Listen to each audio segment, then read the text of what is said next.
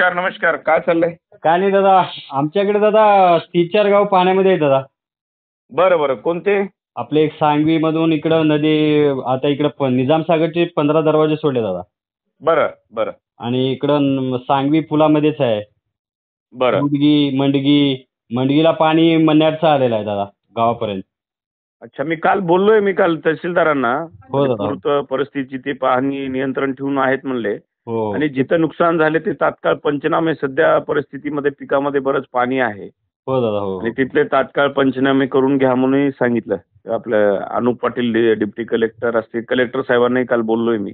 हो दादा. हो लेंडी परिसरामध्ये गेलो होतो तेव्हा म्हणजे सगळीकडचं सांगितलं असं. रात्री दादा अजून 5 दरवाजे वाढले इकडं निजाम सागरचे. ते पाणी निजाम सागरचे का? हो, निजाम बरं. सागरचे ते पाणी आमच्याकडे मांजरातून इकडं लेंडीला दाबते दादा.